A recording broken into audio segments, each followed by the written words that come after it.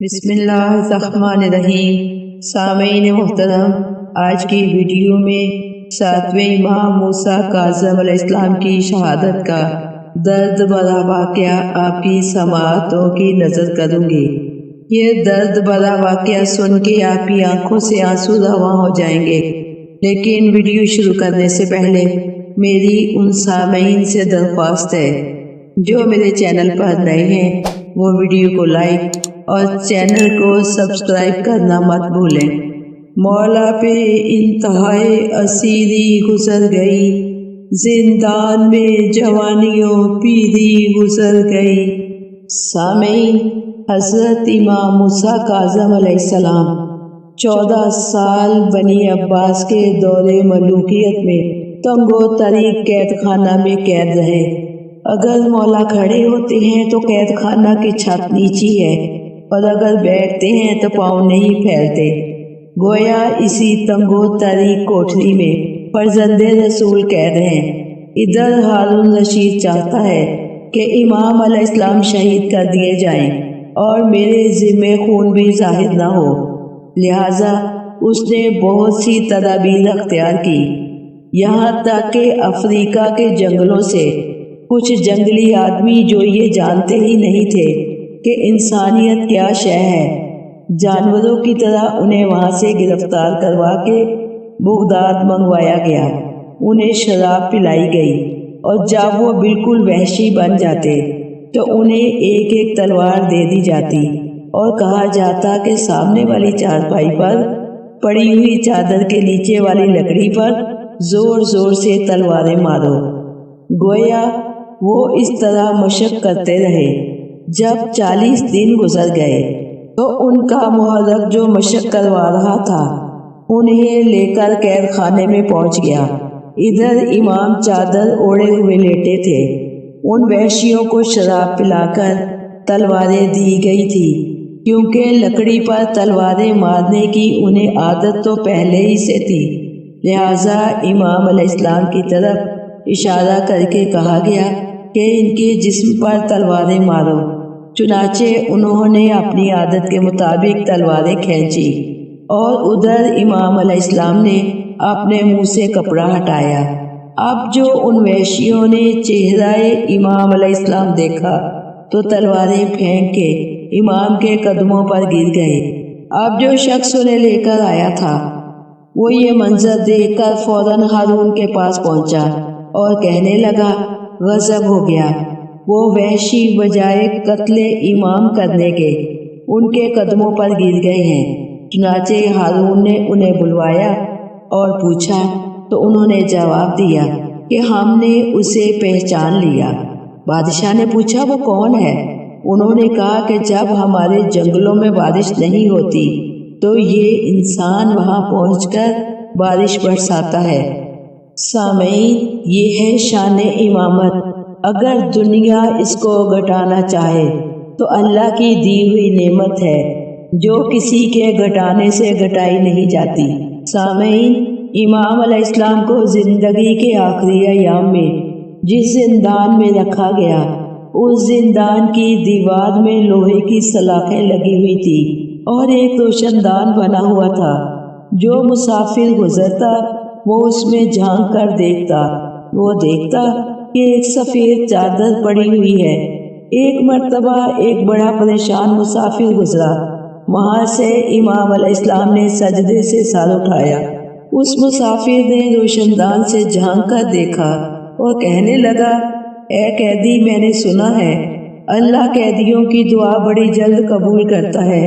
میں بہت پریشان ہوں، میری ایک گزارش ہے، آپ میرے حق میں دعا فرمائیں۔ میرے قیدی امام نے کہا، کیا دعا چاہتا ہے؟ اس نے کہا کہ میں خود کوئی دعا متعین نہیں کرتا، میں آپ پہ چھوڑتا ہوں، آپ اپنی مرضی سے جو بہتر دعا ہو میرے حق میں کریں۔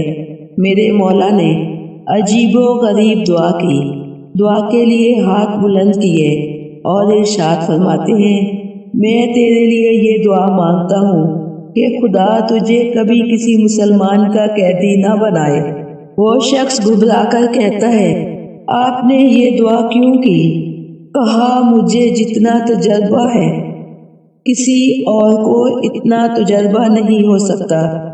کہنے لگا قیدی کیا تجربہ ہے آپ کا؟ میرے اسیر امام نے روشندان کی طرف جہاں سے وہ دیکھ رہا تھا اپنی پشت مبارک کو پھیرا اور پشت سے قمیض کو اٹھا دیا اور کہا تو میری پشت پر تحریریں پڑھ رہا ہے؟ صبح کو ایک جلاد آتا ہے، میری پشت پر لوہے کے تازیانوں سے سطریں لکھتا ہے، ابھی اس کی سیاہی خشک نہیں ہوتی، دوپہر کو پھر آ جاتا ہے، پھر سطریں لکھ جاتا ہے، ابھی اس کی سیاہی خشک نہیں ہوتی، شام کو پھر آ جاتا ہے۔ جتنا مجھ کو تجربہ ہے کسی کو اتنا تجربہ نہیں ہے۔ امام علیہ السلام کو جس قید خانہ میں قید کیا گیا تھا اس کا داروغہ ابن شاروق تھا۔ اس کے ذریعے سے امام علیہ السلام کو 23 رجب کو زہر دیا گیا۔ جب مولا کی حالت بہت خراب ہو گئی تو ہارون نے اس ڈر سے کہ کہیں لوگوں کو زہر کا پتہ نہ چل جائے ایک عیسائی طبیب کو بلوا بھیجا کہ مولا کا معائنہ کرے اور یہ کہے کہ موت طبعی ہے۔ بہرکیف وہ طبیب آیا۔ اب ابن شاروق مولا سے کہتا ہے دیکھو طبیب آ رہا ہے، خبردار جو تم نے اسے کہا کہ مجھے زہر دیا گیا ہے۔ یہ کہہ کر وہ لعین وہیں بیٹھ گیا۔ طبیب پہنچا، مولا کا معائنہ کیا۔ مولا نے زبان سے تو کچھ نہ کہا، البتہ اپنی ہتھیلیاں طبیب کے سامنے کر دی۔ اب جو طبیب نے دیکھا تو چیخ ماری، ہائے اس قیدی کو تو زہر دیا گیا ہے۔ ادھر محافظ نے یہ سمجھا کہ امام نے خود بتایا ہے، چنانچہ قیدی امام سے ایسا سلوک کیا کہ دنیا کا یہ پہلا قیدی ہتھکڑی میں بندھے ہوئے ہاتھوں اور پاؤں میں پڑی ہوئی بیڑیوں کے ساتھ قید حیات سے آزاد ہو گیا۔ جب امام علیہ السلام کی موت کی خبر ہارون کو پہنچی تو وہ ظالم کہتا ہے کہ 4 مزدور لے جاؤ اور امام علیہ السلام کی لاش کو دفن نہ کرو بلکہ دجلہ کے پل پر رکھ دو تاکہ رات کے وقت جانوروں کے گزرنے سے لاشا پامال ہو جائے گا، تاکہ صبح ہم کہہ سکیں کہ قید سے فرار ہو گیا تھا اور راستے میں مارا گیا۔ چنانچہ ایسا ہی کیا گیا۔ تقریباً آدھی رات گزرنے کے بعد بیوپاریوں کا ایک قافلہ گزرا تو ان کے جتنے بھی جانور تھے سب پل کے قریب پہنچے تو رک گئے۔ لوگ بڑے حیران تھے کہ یہ جانور آگے کیوں نہیں چلتے۔ آخر انہوں نے دیکھا کہ پل پر ایک قیدی کی لاش پڑی ہوئی ہے۔ سامعین، بغداد میں ایک لوہار رہتا تھا۔ رات کو وہ سویا تو کسی نے اس کے دروازے پر دستک دی۔ لوہار اپنے بستر سے اٹھا، دروازہ کھولا، دیکھا کہ ایک برقع پوش خاتون سامنے کھڑی ہے جو اس سے کہہ رہی ہے تو نے گزشتہ سال ایک منت مانی تھی کہ اگر خدا نے بیٹا عطا فرمایا تو میں فاطمہ کے کسی بیٹے کی خدمت کروں گا۔ لوہار نے عرض کی، ہاں بی بی مجھے یاد ہے، مگر آپ کو کیسے پتا چلا؟ برقع پوش خاتون نے فرمایا، میں ہی وہ بد نصیب فاطمہ ہوں۔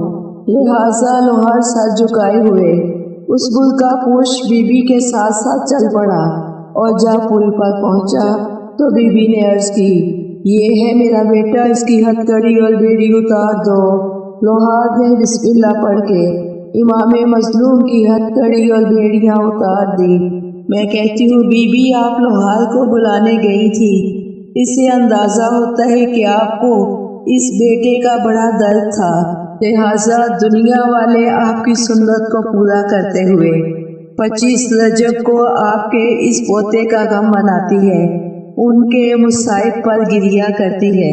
سامعین یاد رکھیں، جن بادشاہوں نے ان ہستیوں کو مٹانا چاہا آج ان کی قبر تک کے نشانات کہیں نہیں ملتے اور نہ ہی کوئی نشان بتانے والا ہے کہ وہ کہاں دفن کیے گئے۔